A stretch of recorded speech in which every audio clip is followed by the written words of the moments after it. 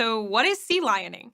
Apparently, the term sea lion or sea lioning has been around since 2014, but it seems to be making a resurgence in both social media and in person conversations. The term originated in an online Wondermark comic by cartoonist David Melke. In the cartoon, a sea lion obnoxiously follows someone around, asking for sources, evidence, and explanations for their opinion, all while loudly demanding for a reasonable discussion.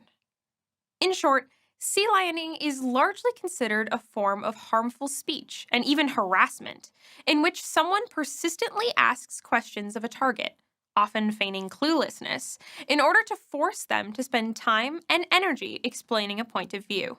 The questions are often easily searchable or common sense information, not things you should need to ask in an online conversation. Constant comments about the need for civil conversation, implying that the target is preventing good dialogue, are a sure hallmark of a sea lion.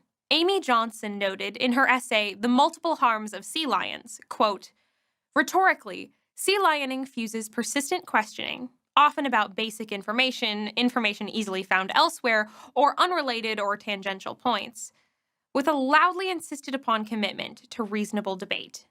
It disguises itself as a sincere attempt to learn and communicate. Sea lioning thus works to both exhaust a target's patience, attention, and communicative effort, and to portray the target as unreasonable. While the questions of the sea lion may seem innocent, they're intended maliciously and have harmful consequences, end quote. You can find the source in the description. Now, I agree with Amy Johnson that sea lioning is legitimately harmful. It is neither good nor helpful to the state of civil discourse in society to ask constant, obnoxious questions of someone who disagrees with you.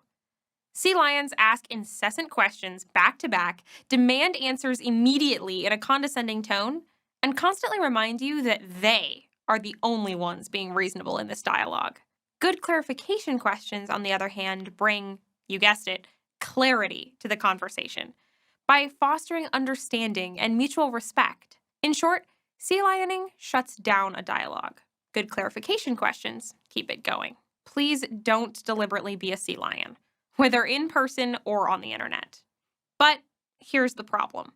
Because sea lioning, quote, disguises itself as a sincere attempt to learn and communicate, unquote, it can be difficult to prove that you are not a sea lion when you are legitimately trying to understand someone else's point of view. Thanks to the internet's uncanny ability to decontextualize everything and cause people to assume the worst of intentions, it is incredibly easy for people to fall into the trap of the boy who cried sea lion. They can simply point and yell sea lion at anyone who asks them to explain or defend their point of view, shutting you down and saving them from the need to think about or answer your questions. Sea lioning can be extremely harmful to productive dialogue, and so can the ability to falsely accuse someone of sea lioning.